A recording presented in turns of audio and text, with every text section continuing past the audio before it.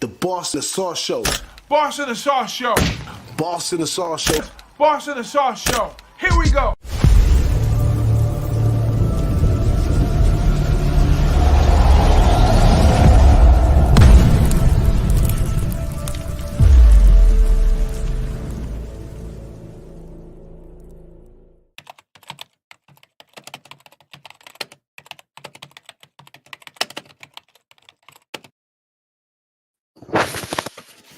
Good morning. What up, though, to all those around the world that's watching us, my Canadian buddies, my UK buddies, all of y'all, good morning. Another week of the Boston Sauce. Big Ragu, how you feeling? We've been going strong with this Boston Sauce this year. I mean, this might have been one of the years we actually did all these weeks coming down to the last few, and we're undefeated in shows for college football.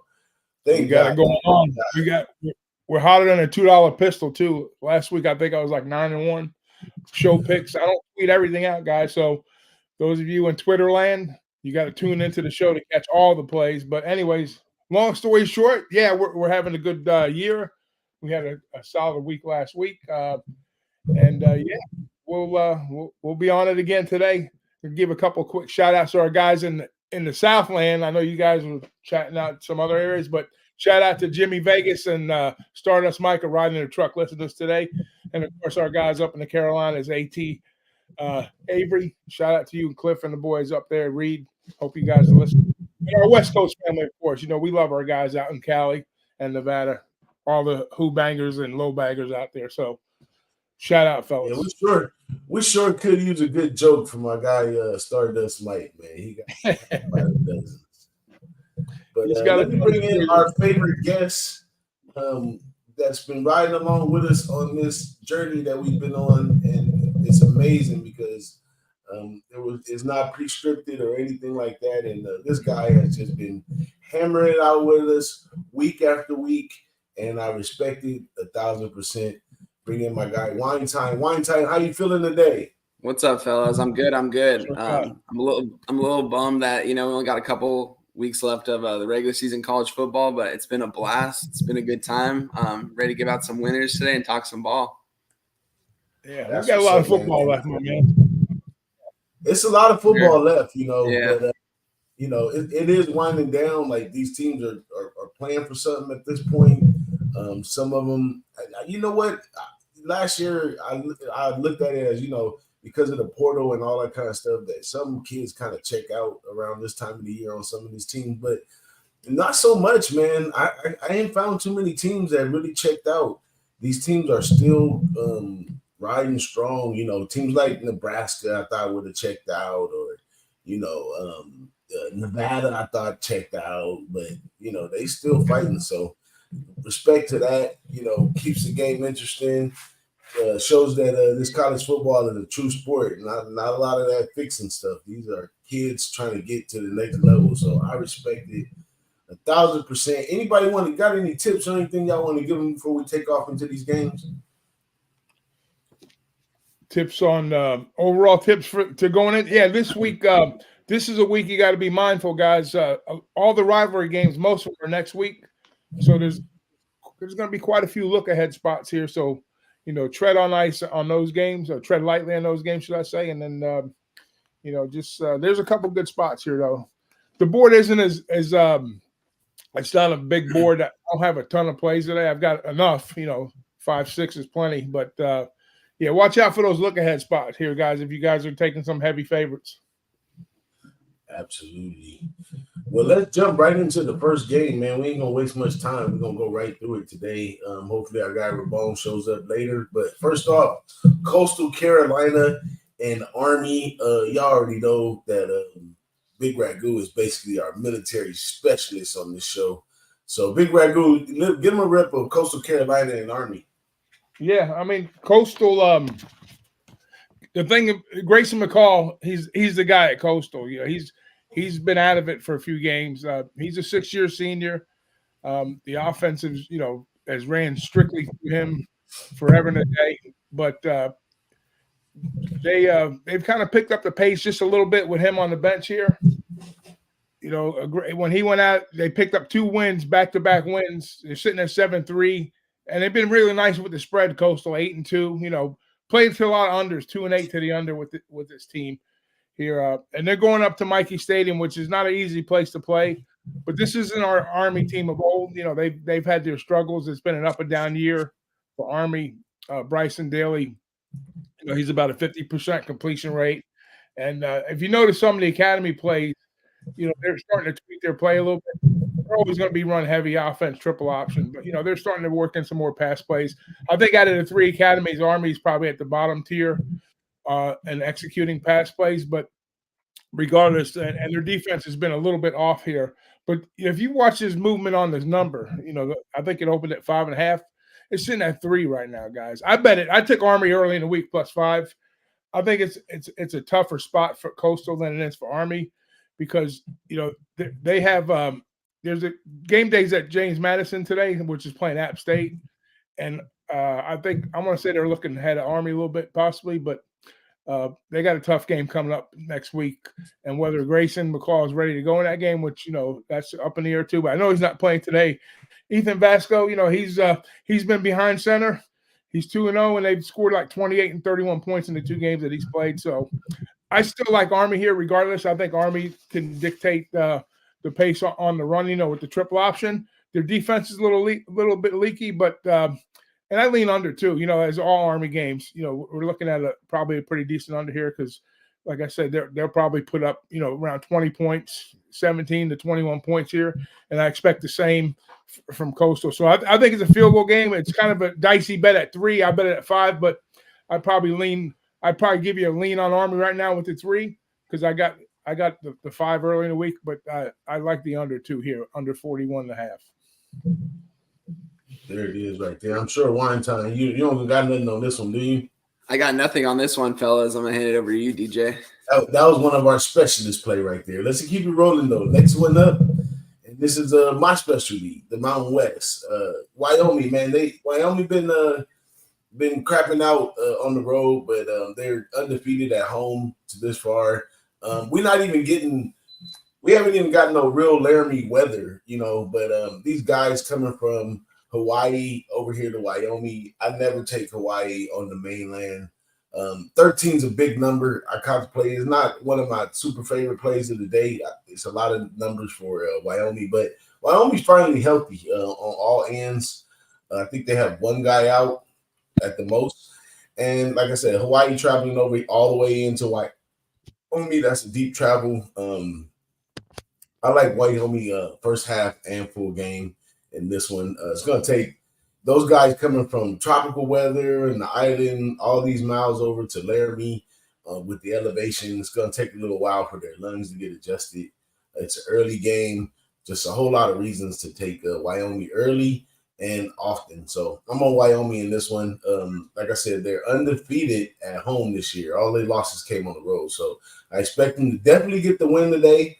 But covering's gonna be tough. It's gonna you have to watch this one all the way out because their offense is not like high powered or anything, but they do have a nice running back over there when he's on all cylinders, and let's hope he's running on all cylinders at home. And Peasley's been doing a great job this year, man. I really didn't like that guy at the beginning, but he's become some type of playmaker for Wyoming, a little bit better than a lot of them in the past. But that's my take on that one. I'm sure nobody has nothing to do with this one, do they? I don't have anything on this game. I'm off this one too. That was a Mountain West special. You got a military special and a Mountain West special right off the bat, right here on the Boston Sauce. Let's keep it rolling. Illinois and Iowa. I should have jumped all over Iowa last week with the same reasons I should jump on them this week. Iowa is a top-tier team. They do struggle to score, but the defense is just so top-tier. They have a great record versus Illinois. And there's no reason with a small number like 3 that I don't think Iowa can get there today. I definitely don't see Illinois coming into Iowa, shaking up things, and them walking away with an L. So I'm on Iowa minus the 3. The over and under is 31.5. So Big Ragu told us a few weeks back, low 30s is where you stick with the under. But I don't know. As my man Noli knows, he say put down the purse and go ahead and take those low unders. But I'm gonna hold on to the purse today, and I'm not gonna bother the total. I'm just gonna take Iowa. Yeah, I don't disagree with that play. I mean, Iowa's got to be at least a field goal better in this spot, right? I'm always nervous with Iowa totals. You know, when you start talking over in Iowa's, that doesn't sound right in the same sentence for some reason. But regardless, I mean, we've seen some 10-7s, 6-0s, some crazy games with them. But yeah, I think, in Ames, that type of game there, they got to be at least a field goal better. And I know that Kurt Ferenc, he's the longest tenure coach in college football. His son is the offensive coordinator. I think this is his last year. So we'll see if we get a little more offense injected into that scheme next year for this team. But anyways, today, I don't argue that play at all. And nothing on this one time? No, I just want to touch on it though, DJ. I mean, yeah, Iowa's a very tough place to play for anyone. It's going to be a tough crowd there. It's going to be packed. Iowa's having a good season. Their offense they've had a lot of struggles on offense. Defense has been lights out per usual. It's going to be interesting to see what they do next season because they are going to part ways with the offensive coordinator after the season. It's going to be interesting to see who they can get. Maybe they can get someone that can actually make this team competitive and maybe make a little run at the Final Four or something because their defense, it seems like their defense is great every year. It's just the offense just can't ever get it together. So maybe they can get a good offensive coordinator in there, can get something going for those guys. But I'm off this game. It's a low total. I see 31.5. I would only look at the under in that one, but I'm off this game as well, fellas. There you go, right there. Yeah, man. Iowa, tough place. But, tradition also plays a lot in a lot of these schools and the offenses and defenses. But recently, more teams are going away from tradition. Traditionally, it was, tightrope that they stayed according to the school's tradition. But I hope Iowa steps. If Iowa picks up some offense, I guess they're going to have to when the Pac-12 teams merge over and everything because they're all going to their side of the conference. So, yeah, they're going to have to step it up on offense a little bit. But let's keep it rolling. Wake Forest and Notre Dame. I did not want to take I don't want to mess with the side in this game. This is just a DJ Big Boss Notre Dame look right here. I would have kept it off my card, but I'm going to bet it anyway. And I like the over in this one. Freeman is this year he's 4-0 to the over at home. So Notre Dame on a good day can put up 46.5 by themselves. So if they're that much of a favorite by 24, I think that total is very low for some suspicious reason. Wake Forest does have a pretty good defense, but they seem to lag and not come away with the wins, and they get tossed around a little bit by some teams. So hopefully Notre Dame comes out, toss them around today. They put up points. I'm going over 46.5 in the Notre Dame game, guys. Anybody else got something on ND? No, I'm off of this, but the Wake worries me a little bit because they've been up against it offensively this year, struggling wise ever since Hartman's been gone. And, he gets to play his old team today, as a matter of fact, right? So yeah, up in South Bend. So we'll see. But yeah, maybe Wake wakes up on the defensive side a little bit and tries to, try to make a point to him. But I doubt that. They're too strong. Notre Dame's too strong on the defensive side. I think their defense is going to come away with a couple points in this game too. So I don't hate that look at all. I like Notre Dame. I don't like laying, more than three solid scores here. But I think they're up. I think Wake's going to be up against it in South Bend today. Yeah, so that's my play on that one. Let's keep it rolling. Next up, back to the Mountain West. Biggest game in the Mountain West, I think, for the year when you light them up for who's going to be the Mountain West champion. UNLV having a stunning year this year with Barry Odom, which is expected. A lot of people don't know much about Barry Odom, but the guy, he's solid and it's showing. But even Tales of UNLV last year, they showed a lot of athleticism. They lost a lot of those games by 4s and 7s and 3s and stuff like that. And this year they come back, to prove a point. Even without their starting quarterback, they had backup quarterback came in and he's took over the starting role. Air Force. So every Mountain West team kind of you would think teams that you play commonly, you either know how to stop them or you don't. So I'm not sure. I think it's going to be a little bit of a shootout. UNLV, they do have a sneaky defense. Like for a moment, you think it's not the defense, but really they have a good defense, pretty sizable defensive line, really athletic in the secondary, and the linebackers can go sideline to sideline. Can they stop that option attack by Air Force? I don't know. Hawaii did, and that I don't know what happened over there with Hawaii beating Air Force. That's just horrendous. Maybe Air Force is tanking, or I don't know what's going on with Air Force. But I'm taking UNLV plus points. That's just what you're supposed to do. They could just be the Mountain West champion. So in this spot, I'm taking UNLV plus the 3. It's going a lot the other way because I seen it earlier at 2.5, so must have went on up to 3. But I still like it. UNLV, I rolled with them last week. That was probably one of my best plays last week, and gonna be my best play this week. Anybody on this one? The little military thing right here? I jumped right in the middle of your Mountain West on this one, my man. I had to, because this UNLV team's been intriguing me all season long. If you've been back in UNLV, you've been making a shit ton of money. 9-1 ATS. I mean, they've been rolling. This team's been rolling. Air Force, they were rolling too, 8-0. Not so much 5-5 ATS, but now they're 8-2 with back-to-back losses against Army, which that was like a big head scratcher for me at home. They scored 3 points, gave up 13 to Army, and then they went to Hawaii and got beat pretty good over there. But I don't know what's going on with this Air Force team right now, but I know what's going on with UNLV. They've been a cover machine. They've been scoring points. Earlier in the year, they took the L to Michigan, and that was it early on. And I think they have one more to, was it San Diego State or San Jose? They lost the other game too. But San Jose State. San Jose. But if they went out, they're playing the Mountain West Championship. So this team's been scoring better than 40 points a game in most of their games. In the conference, they've just been rolling. They've been putting up 40, almost 40 plus every game. So, and I said, when I looked at this total, it kind of like threw me off a little bit. So I peeled it back a little bit. And I'm looking at a 21-point UNLV team total over.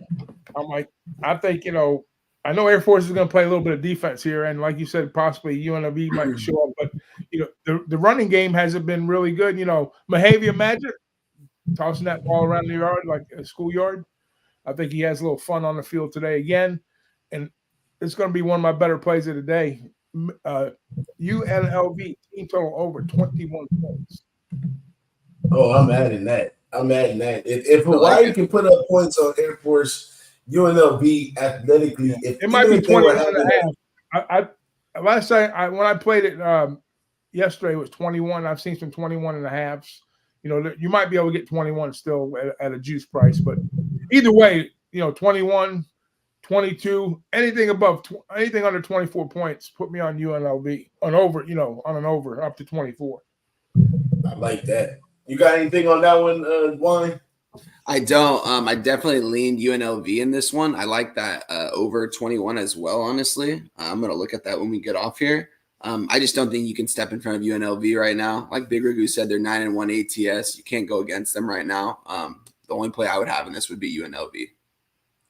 Yeah, 9-1 ATS, and you're going to give them a few points against a team coming off a loss. I really don't understand it. Like, maybe it's I looked it up and down. I looked at the numbers and everything. Maybe it's something they see that I don't see or they know that I don't know. But UNLV blows them away on the numbers, blows them away ATS and all those other spots. And Air Force, they did a strong 8-0, but it was no razzle, no dazzle with that 8-0. And so I don't know. Maybe it's that they don't think they're going to lose 3 games in a row. But UNLV is fighting for their life. Barry Odom got no reason to let up off the gas on Air Force today. Like they should be more pumped up to bring it to them today. Yeah, what a turnaround on that program. Yeah, that's a big turnaround. Well, they had all those shucking and driving coaches that come over there. It's a lot of money in Nevada, NIL deals and all that stuff. So they try to talk these people into all kinds of stuff. But this time, And UNLV, they haven't been wanting to spend the big bucks on the coach. They want to spend it. They want a diamond in the rough. You know what I'm saying? Because they have a lot to offer to the coaches that come there. Yeah. So Barry Odom was a good. Go look him up. Go look at his. Go look at who he coached with. Go look at his works. That guy deserves it all. So let's keep it rolling, man. Kansas State, Kansas. This is a game I wanted to get involved with, but Kansas is so timid. You know, sometimes they're not super dominant, and Kansas State is just a sneaky team that are just they'll come out and play a great game. So I don't have nothing on this one, but the panel here definitely got something on this one. Big Ragu, what you got on this one? Kansas State, Kansas. Yeah, this game is played in Lawrence, in Kansas, where Kansas State in the series has won 14 straight times in this series, which is hard to believe if you go back and look at it. I had to do a double take on that, but the big question mark for Kansas today is Bean, at quarterback. Is he going to go? I seen a tweet, and he was talking with somebody in his family. He said he's ready to go. So I don't know if they made an official announcement on that. That's going to help their cause, because I know that number's kind of crept up from like 7.5 all the way up to 10. And even at 7.5 with Bean in there, I was like, you know what? Maybe a nicer play, maybe a good play, maybe not. But when I started looking at it, I started, even though Kansas isn't, I think who's ranked higher? Is it Kansas or Kansas State? Kansas State still has an outside shot to get to the Big 12 championship. I don't think Kansas does, but I think Kansas, they're both in the 20s, like 25 and 22, either way. But but here's the thing with this game here: both teams are going to be leaning on the run, but it's funny because it's more of a home and home number series for me. Because if you look at Kansas State, they allow 218 yards per game on the road, and at home they allow 150 yards. Excuse me, Kansas allows 218 on the road and 150 at home. Where Kansas State, they give up around 195 yards on the road and 105 at home. So it's a home and home series when it comes to the run. I think we'll see a run heavy game here. I don't see like Kansas State, and this is a tribute to Kleiman. Okay, if you look at the last 4 years, Kleiman has won. Like I say, 14-0. Kleiman has handled business, and he's covered in those games too as the favorite. So it's kind of hard to go against Kansas State. But what I do find a little value is in the under here. I think that number is a little too high for this particular spot here. And the last 3 games in Lawrence have gone under the total, well under the total too. So I think I take those running attributes and the defenses and I apply them here, and it puts me on the under here. So I like under 57.5 in the spot. I like it. Anything on this one, Wine Time? I hate that I'm not on any of these games with you guys yet. No, I'm off this game as well. I was definitely leaning Kansas State side. I just think that number's so high. They're on the road. Like Big Ragu said, they've won 14 straight there. Kansas State's the better team. I don't think Bean's going to go today. I mean, we'll see if he gets cleared, but I definitely lean Kansas State side, but I didn't pull the trigger on it. Yeah, the number indicates he's not playing, right? If you would think. Correct, yeah. I don't think he's playing. We'll see. Let's keep it going. Either way, if he doesn't play, that helps my under out too. This should help my guy Wine Time out. I'm pretty sure that he's pretty good on the West Coast here. So I'm gonna let you go first on this one, Wine Time. Definitely do that. We finally pulled your number. There we go. Here we go. Guys, this is probably second game I'm most excited for today. I'm on Oregon State -1 here. I see it's up to -1.5. You can probably still find a 1. If you want to take the money line, it's -125, pay a little juice. Listen, when they play in Corvallis, they play really well. Jonathan Smith's got his guys ready to go. They've been practicing good all week. I've heard that this was one of the best weeks of practice. Been playing really good ball. They still have a chance to make the Pac-12 title if they win out. They've got Oregon next week. I believe they have them in Corvallis too. Don't quote me on that. They might be in Eugene. But they play Oregon next week. If they win out, they're going to the Pac-12 title game. It's huge for an Oregon State program that has nowhere to play next year. This guy, Jonathan Smith, man, kind of like Kyle Whittingham, he's got his guys really bought into his program. He went there. He's an alumni there. He played there. He loves Oregon State. This is a big game. They got Washington coming to town. I think Oregon State wins this game. Washington's kind of been struggling a little bit lately ever since they had that big win against Oregon. They kind of been squeaking by in some of these games, and I don't think they're going to be able to squeak by in this one. I think DJ is going to have a really big game.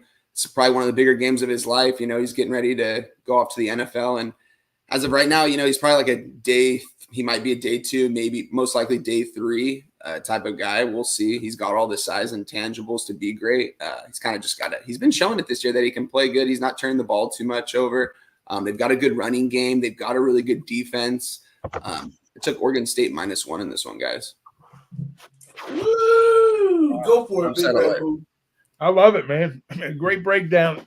And to come like almost into a segue, what you're talking about Washington with their struggles, I kind of flipped the switch on that one, because I always find where good teams always find a way to win. Even though they might not get their best effort, they still walk away with a W. That's a sign of a good team.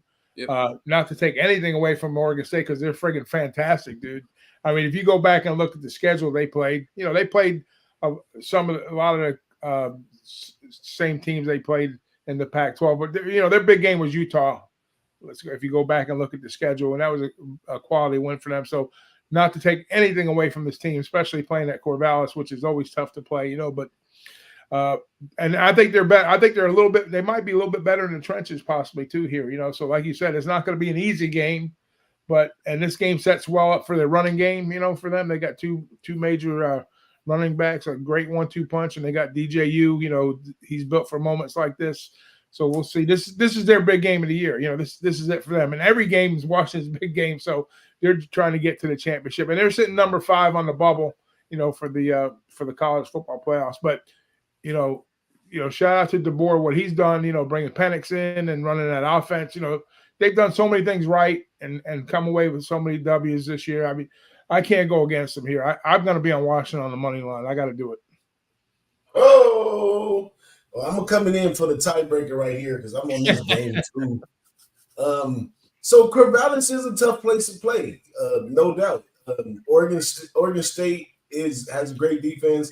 I don't agree 100% with why you're saying DJ on the offensive side of things.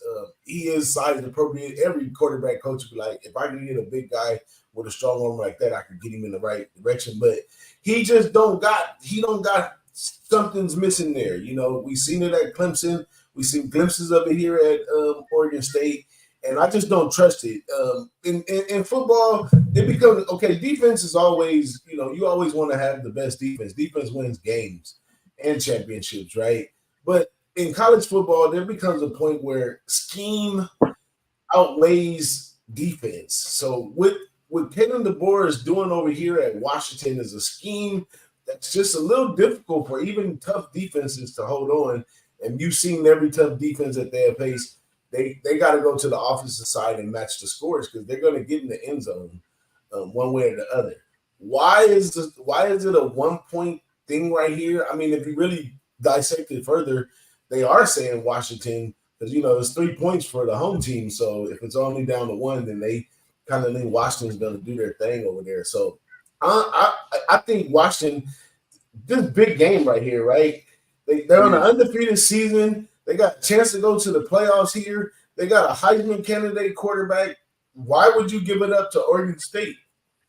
Oregon State and the coach over there at Oregon State, ain't he the youngest coach in football? He's like 33 or something like that. Is that guy?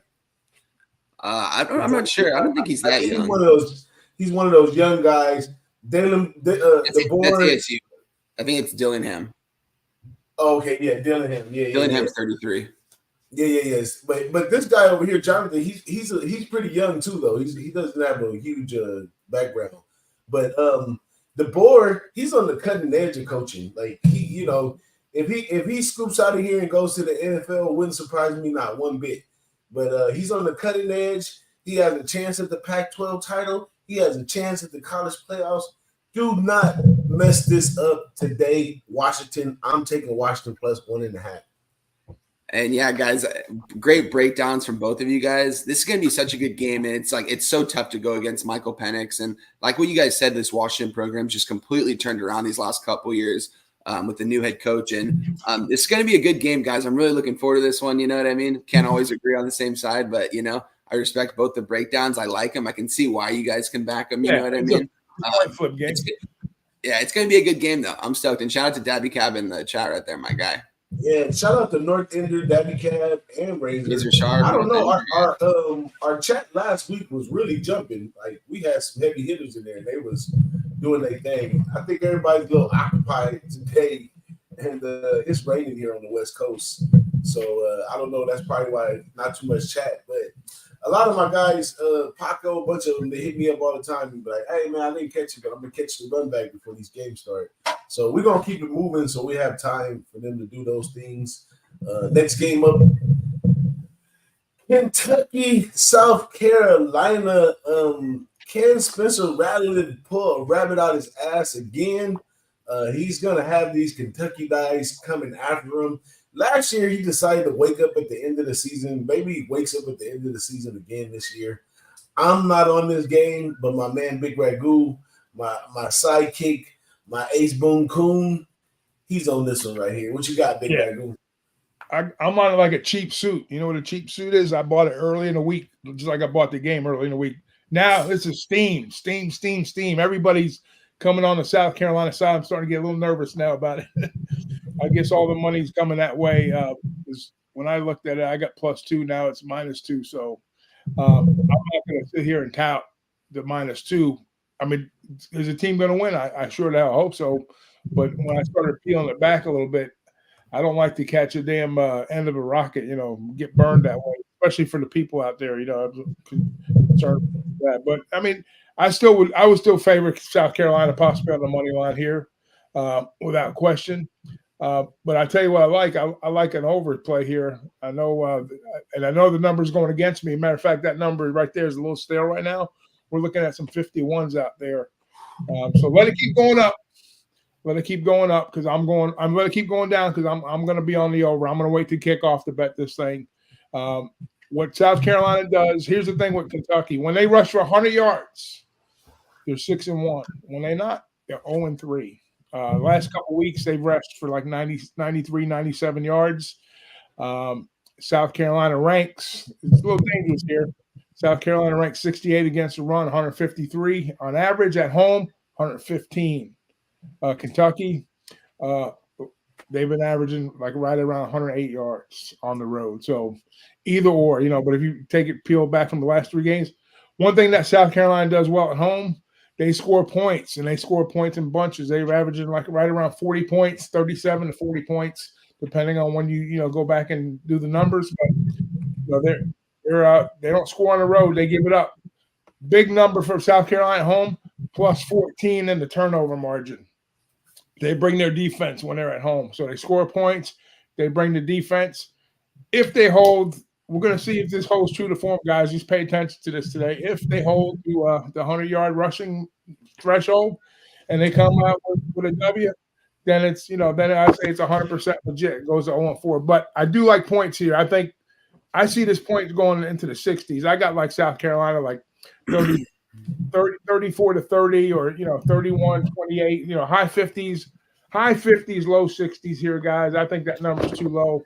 I don't know where all that action's coming, whether it's sharp, public. It's probably sharps in my book, but I still like – I'm going to wait till the last minute. I'm betting the over here, guys. I'm already on the side +2. If you want to go to the window with the line, take it. But right now I prefer the over. So give me the over. Over 51, which I'm seeing right now. There it is. There. You got anything on this one, Wine Time? No, I agree. I wanted to take South Carolina in this one. Kind of crazy. This is their 3rd home game in a row they're going to be playing. They played 2 really weak opponents the last couple weeks, beat them as they should have. I think South Carolina can get out of this. I see the -2 right now. I didn't make a move on it, but I definitely lean South Carolina in this spot. I think Rattler's probably going to come to play today. It's his last couple games in college. I lean the South Carolina side, but I'm off it. Yeah, it's probably senior night over there too. So senior night is exciting. It wasn't Washington State last night too. We saw what they did. That was yeah. I think South Carolina always plays Clemson the last game of the season, and let's see where they're playing this year. This year, they're playing at home versus Clemson next week. Okay, so that's probably gonna be senior night right there. Yeah. Next one is Nebraska and Wisconsin. This line I got right here is wrong. The line is it's 7, I believe. I just put it in, but on this one right here, it's quiet as kept. Wisconsin been having a decent season with Fickle over there. They've been able to beat teams by the margin at times, so forth and so on. Now Nebraska, I said at the beginning of the show, not really looking for teams that's tanking or whatever, but Matt Rule, he sparked the program up early in the season, really good, but somewhere in there's some kind of disconnection. They've been going on the downward spiral, and here they are on the road at Wisconsin. It's not an easy place to play in Wisconsin. That's a football school right there. So Nebraska's coming over a little banged up, a little bandaged up. They thinking ahead next year and what they got and all that good stuff. So they're probably going to run a lot of kids off the bench. They could catch a spark like that, but for the most part, Luke Fickell, he's been doing a great job this year. He's going to continue to do a great job. And today, we got him just under a touchdown, I believe. Let me see what I got him at. Yeah, 6.5. I got him at 6.5. So I'm taking Wisconsin in this spot. I've been watching it, but not capitalizing on the money side of it. And now I'm like, okay, I need some of this Wisconsin money. So Wisconsin minus 6.5 for me. Anybody else on this game? I think the total is sitting at 38.5 or 36.5. My bad. I was going to say, I seen the Bryce Stadium graphic up there. That was that's that. I messed that up. Yeah, that's right. No big deal. We let them know what it is. Players mess up from time to time, man. But there's some late money coming in on Wisconsin. It's moved up a point from 5.5 to 6.5 right now. So I don't have a side. I was thinking more like an under here, possibly lean under, because I know that's one thing Matt Rule has done this year. I think he's put a lot of emphasis on the defensive side, and all his tough games and all his better wins have been, on a solid defensive effort. And Wisconsin has struggled up and down, this year. It's first year for both coaches, with Fickell and Rule there in Nebraska. So, yeah, I would lean under. I lean towards the under here, and I like Wisconsin a little bit too. So I'm not going to play. It's not a play for me, but I lean that way. Yeah, I'm going to give you guys another pick. I'm going to give you guys Maryland. I got them plus 19.5 last night. It's either down to 18 right now. At some spots, you can get 18.5 still. If you get the 18.5, I definitely endorse it still. But yeah, Maryland, I think that spread's way too high. Even 18 points is too high. Yeah, I wouldn't take it beyond the 18 points, but I got Maryland plus 19.5. Whatever you can get today, take it. I'm with you on that. Have you got the graphic for that one, DJ? No, I don't got the graphic. We done okay. with the way but it's open. It's open, Mike. Let me just run back real quick for those that are with us or that's to be watching us later. My picks here. I'm on Iowa -3, Wisconsin -6.5 now. Washington minus a point. Plus a 1.5. I'm on UNLV money line. I want to catch some good money there, and I'm on Wyoming -13.5. But I took I should edit that because I ended up taking Wyoming just first half -7, and then I'm on Wake Notre Dame over 46. And right in time for that is our guy Ramon. But let's go over to Big Ragu's pick. He's on Army +3, Maryland plus 18.5, UNLV team total over 21. I gotta add that one. Kansas State under 57.5, South Carolina, Kentucky over 51.5, and Washington on the money line plus 105. And my guy Weinstein today, he's on Utah +1. We'll talk about that game too because I want to discuss that one. He's on Maryland plus 19.5, East Carolina Navy under 31. That's a tough one right there. UCLA +6. We'll talk about that as well. Oregon State -1. He's in a lonely box over there on the show with this Oregon State pick. And Penn State, Rutgers under 41. Those are our plays today. We're just going to open up the floor and bring my man Ramon in. I'm pretty sure. And Ramon, if you have a chance in the background, I know you can hear me. In the private chat, go ahead and type your plays in there. I'll put them up on the banner once you get in here. But yeah, we're just gonna open the board for some college football talk at this time and bring my man Ramon in. Ramon, how you doing today? How was your show today? How you been? Yeah, so many games today. It'll be a fun day with college basketball. Although I don't want to get involved, with the Sacred Heart. They just tipped off a basketball game, and then they have a football game at night. You're gonna have the Sacred Heart basketball football Daily parlay. double. Hey, I think one thing, guys, about it here, maybe this is the day to, have me in here, and I think people are going to want these games. Hope I'm right, and maybe the opinion's going to be square, and maybe I could just come in here. I'll try to whip them up here as I'm talking, Big Boss. But we do have it's obviously with this week we've got those SEC teams playing a couple of patsies to get their schedule rounded out. So why not take a stab at those games, right? With Alabama, they're taking on Chattanooga here in just a little bit with their early start. It's that time where they play that game, and they're up to 43.5. They're even up to 45. I see now. Alabama, it was low as 41.5, but I'm still rolling with the square side, I think, in this one. Alabama and over, big score, 56-7, possibly, 49-0, maybe here. The total, though, in the game is 53.5. So I guess I will need a little bit more. I'm going to need 56-7. I'm going to need 56-0, 49-7, right? Or that's not going to work either. I've got Alabama to roll, guys. That's what I'm saying here. In these games in the past, we've seen it's like the thread the needle special. So A&M also today, they are playing Abilene, and I have A&M to roll, actually. I know Abilene kind of popular. Look, Chattanooga's not bad either. They're 7-3. A&M's up to 41.5. I'm laying the lumber on these. Is that because they fired Jimbo Fisher? Maybe. Where's where they see you, Jimbo? Yeah, well, it won't be a very short list, I wouldn't think, right? I mean, Yeah, right on. We'll see, but so let's roll with the two big favorites. We got the 85 point lay it parlay today with Alabama and the over and Texas A&M. A few others I had here. Let me see if I can whip these up. As I said, I'm going to lay 24.5 with Connecticut.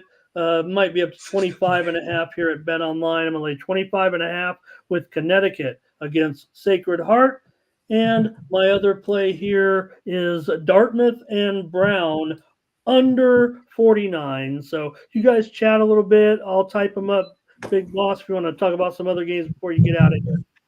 Oh yeah, we definitely want to come back with my guy Wine Time. Let's talk about this Utah game, Wine Time. Now I think Utah's plus 1.5 now against an Arizona team that I'm not quite all the way adjusted to.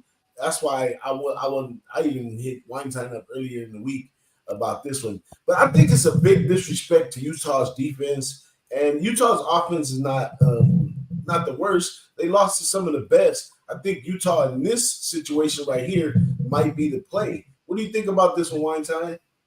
Yeah, DJ, you said it. I am on Utah plus the one. I do see it's at plus 1.5 right now. I'm a little shocked on that. I mean, the public is kind of hammering Arizona right now. Arizona's been playing really good ball these last couple of weeks.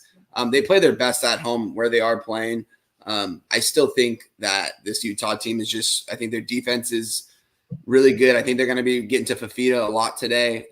Kyle Whittingham, he's got his guys locked. And as I say this every week, guys, I'm a big Kyle Whittingham fan. You know, some people probably think I'm a fucking Utes fan the way I talk about them, but I bet them every week. So, but yeah, anyways, I see them winning this game outright, but I'm going to take them with the plus one just in case. Bryson Barnes has really gotten a hold of this offense the second half of the season. They had that, terrible game against Oregon.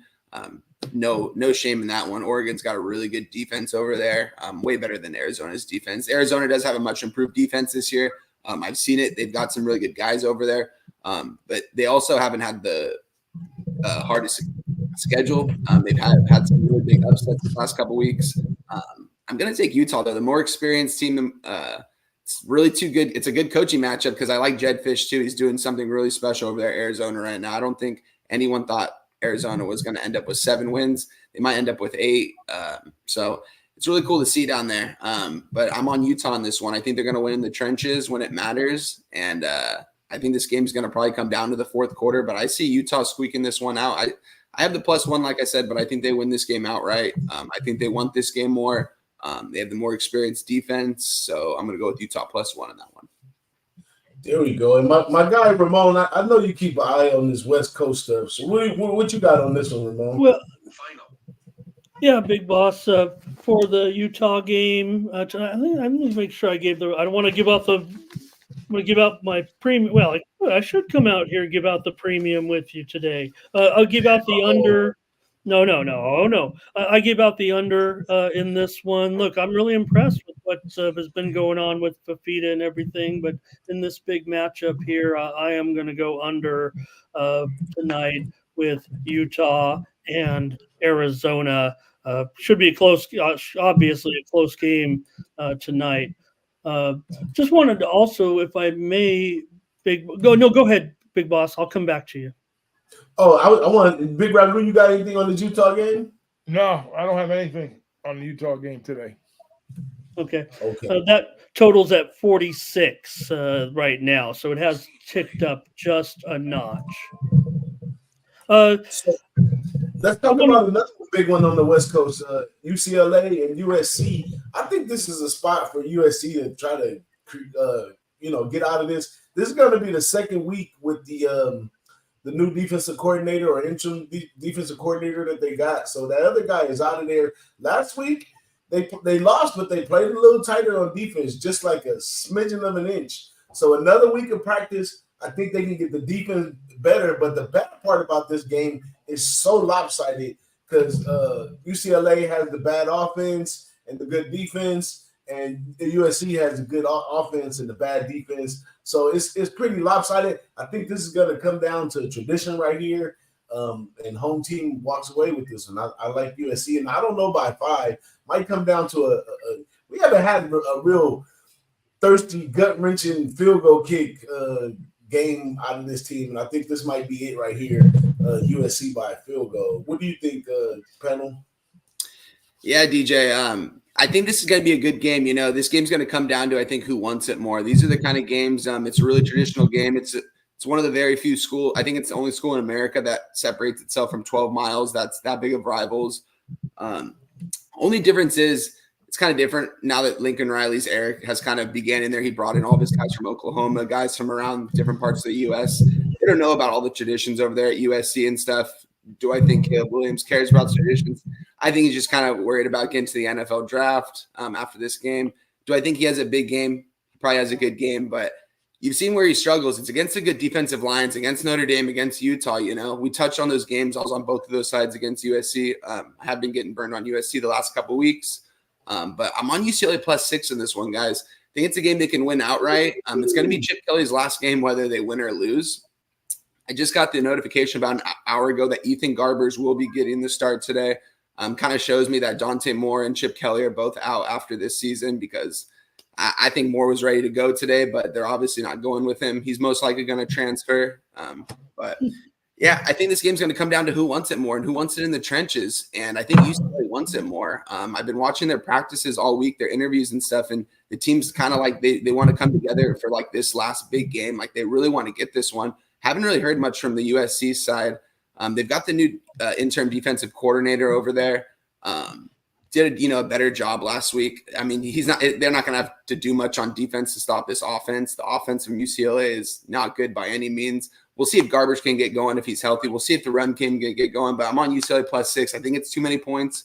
I think UCLA wants it more, guys. I'm a fan of UCLA, but just from what I've seen, from all these games over the years, the traditions and stuff, I just think like UCLA they want this one. So UCLA +6.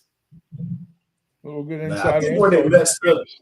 Yeah, I'll try the under in this one. You mentioned the changes defensively, rivalry game. USC, they don't seem to have any killer instinct at all at this point to get any numbers. So I'd rather try and good luck, UCLA. I mean, same thing with Jimbo, right? Ragu, I mean, UCLA getting rid of Chip. Who you going to get? Who are you really going to get at UCLA after Chip Kelly, and think you're going to improve things right now the way things are going? Wine time. Who are they going to get? Jonathan Smith from Oregon State. Oregon State's not going to have a place to play next year, and the thing is, Jonathan Smith's he's such a traditional kind of guy. I don't know if he's going to want to leave his alumni. If UCLA offers him a good amount of money, I hope he comes to Westwood. He was actually born in Pasadena at the Pasadena Hospital, not UCLA Hospital, but at Pasadena, close to the Rose Bowl. And I also think they're going to go after Cam Ward in the transfer portal. I think he's going to want to get out of Washington State. I think those two guys, I just, a little too early to think about, but I like Jonathan Smith. I also like our defensive coordinator, D'Anton Lynn. He's really turned this defense around. A lot of teams are going to start offering. I'm thinking USC is going to offer him to be their defensive coordinator because they can actually pay him the big bucks. But I think he deserves an interview at the very least. But him, Jonathan Smith, there's that coach over at Louisville too. What's his name? The coach at Louisville. I'm sorry. Satterfield. Yeah, I think I would like to see him come over the West Coast too, but we'll see. But yeah, I was a Chip Kelly fan until that Arizona State loss last week. It's kind of just heartbreaking. You know what I mean? They can't lose that game. I understand why he's getting canned, but it kind of bums me out. I'm not gonna lie. I'm one of the very few people that still I vouch for Chip and stuff. I just think they lost so many pieces on offense this year. They lost DTR, they lost Charbonnet, but I'm going to get off the topic. I'm talking too much about UCLA, but I'm going to hand it over to you guys. Hey, I'm going to give you the winner. USC wins by a touchdown. There you go. There we go. There it is right there. Yeah, that was, hey, I love it when a capper can break it down all the way to where the coach was born. Yeah, it's great. Hey, great inside information, great breakdown. That's knowledge right there.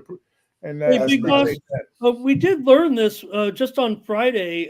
Some of the information about what's going to happen if you followed it on Friday about Washington State and Oregon State moving forward with their ruling that came out about there was a court appeal.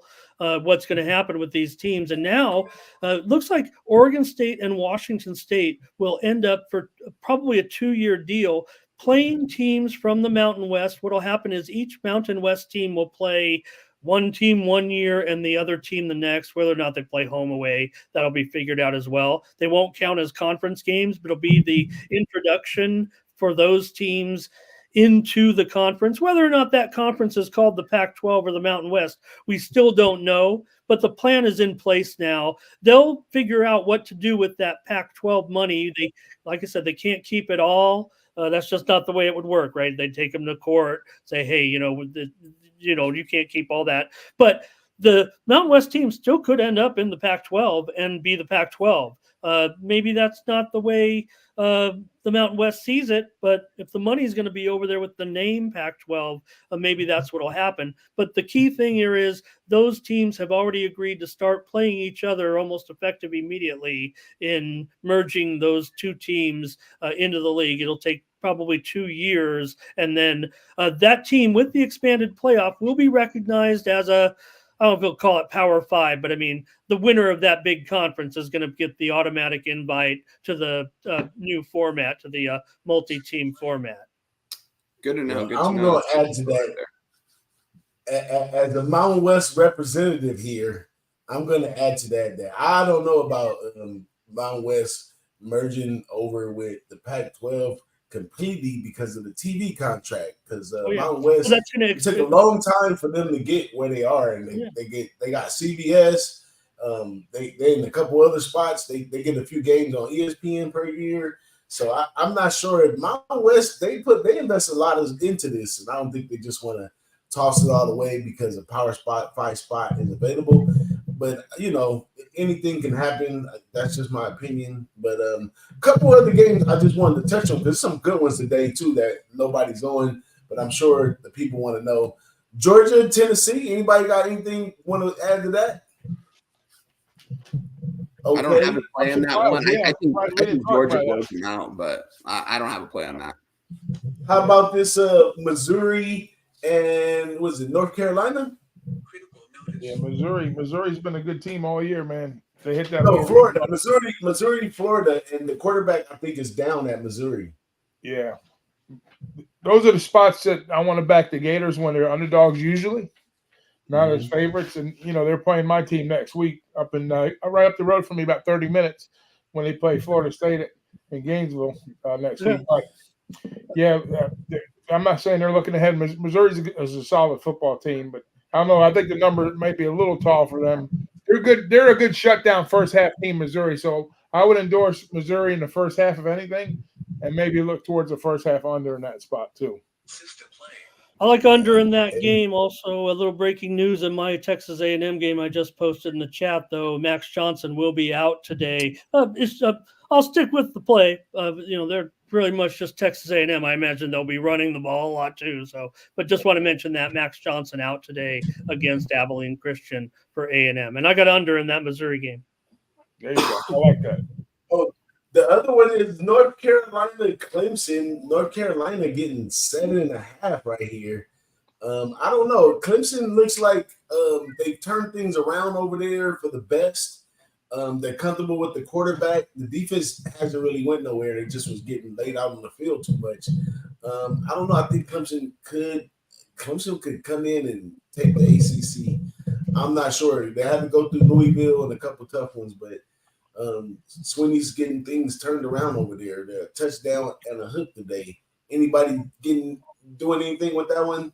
I would lean Clemson there a little bit. I think the better quarterback's on the other side, to be honest with you, with North Carolina. But I look towards the over here a little bit too. I think a little steam coming in on the over, so I look over in that game possibly. Clemson over. Votes in. Oh, you got the over on that one too. Clemson Another one I looked at. Ragu's got a lean Clemson over. I've got a lean. That's a play. There you go. We'll probably get to the window with that one. I was looking at this one earlier too. Duke and Virginia. Duke coming off the last week. They are the road team against this Virginia team that played pretty well. But I like what Elko is doing at Duke, and I think he can bounce back in this spot. This would be a great bounce back spot for him today, but I couldn't get to the window with it. Yeah, I think their season went out the window when Riley Leonard got hurt offensively. Defensively, they're always going to be there.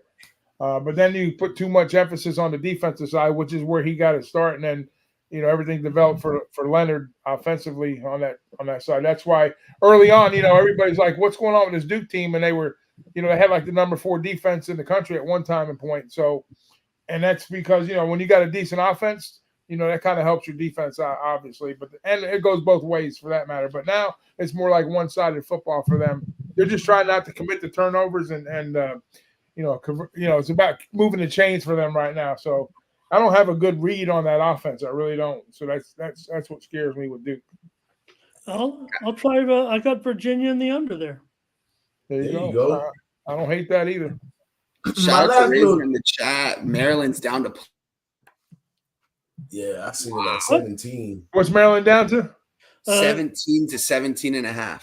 I got a stupid money line parlay with them stuck in there somewhere. I wouldn't mind. Yeah, I don't mind that. I already played Maryland. I mean, look, they still, you got to figure a little bit more distraction. Another coach, every coach has got fired except one that maybe they should be firing. And I got a lot of heat in the chat today saying no chance Harbaugh gets fired. I'm thinking no chance he survives. But I don't know. Maybe I'm missing something. Hey, both of those teams, we didn't break that game down, but both of those teams in their splits are giving up. Maryland's defense is pretty decent. We know about the 7.5 points that Michigan gives up every game, and they're going to be up against it obviously to win the friggin' game at home. But they both give up 3.5 and 3.5 yards and 3.6 yards per carry respectively. So, and we know Maryland's going to have to stretch that defense out with Baby downfield. They're going to have to get off quick, and they're going to have to make it happen quick. You have to compete in that game. But it's a lot of points, so total. I'm talking about win-wise. Points-wise, I'm pretty comfortable with the 19.5.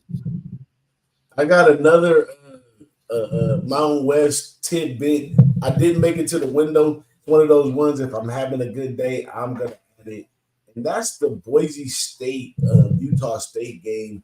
So rumor is that old Blake over there at Utah State, he's had enough of Utah. He's ready to get out of there. Just like he had a sad ending to his Arkansas State days, but going to Utah is supposed to be like a new life for him.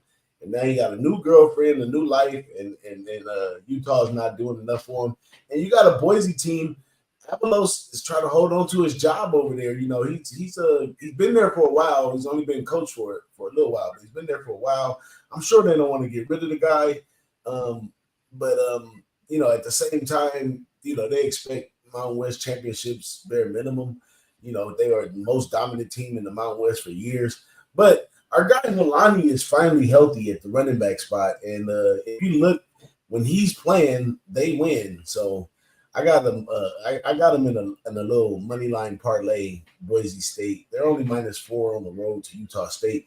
But Blake originally, when he came over here, he had Boise State's number, but I think not so much at this point as it starts sizzling down. But that was it for me. I'll go over our plays one more time since we got Ramon plays. I'll do Ramon plays first. Here we go. UConn -24.5. Alabama -45 and over 54. Texas A&M -42 and Dartmouth Brown under 49.5.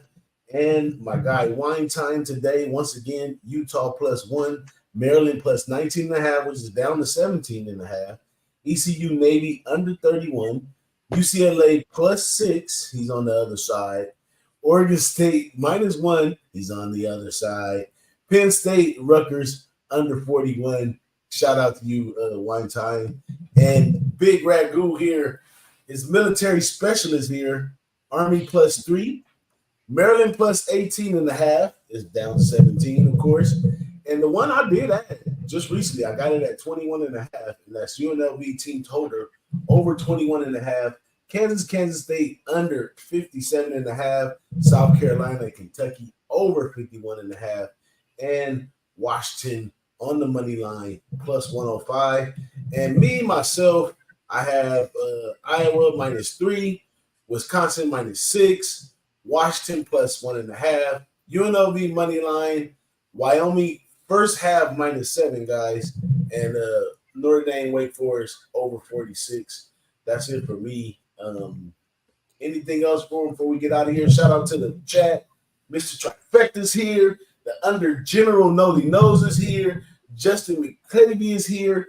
We didn't see our girl Red Girl today, but Jay Peasy, Razor Sharp, nothing but the best over here. North End, Dabby Cat, nothing but top-notch cappers over here. So if you're kind of new to this whole thing, or YouTube, blah blah blah blah, you need to be in the chat with these guys. I can stamp on myself that they're accredited, they're seasoned, and some more stuff. So come back next weekend, and we'll be right back in with the same thing, man.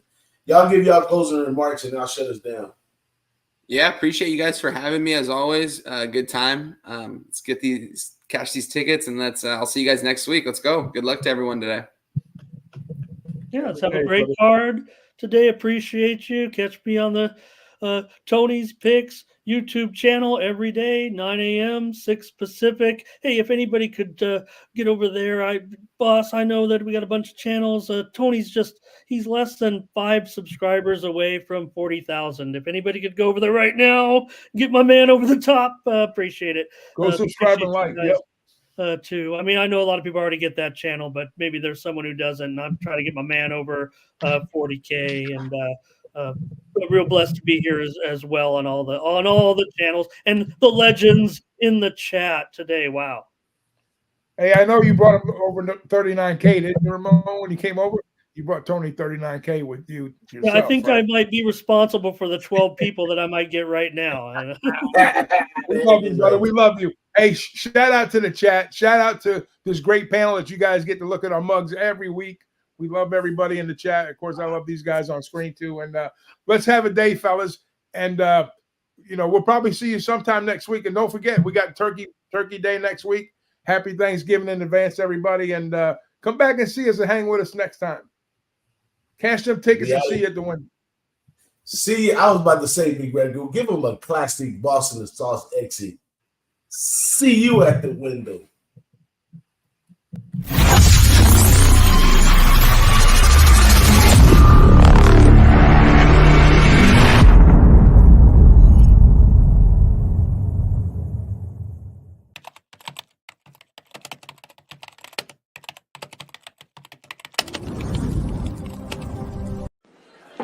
Hey, boss, hi, baby. Just Grandma Franklin. I'm just hanging out, me and my homegirl. She wanted to say hi to you because she said you was spying on that podcast the other day, baby. Say hi to him, baby. Here we go, right here. Say hi to him. What's happening? So, me just hanging out, baby. Give us a call back. If you ain't busy, Grandma, I'm over here at the convalescent home hanging out in the back. Okay?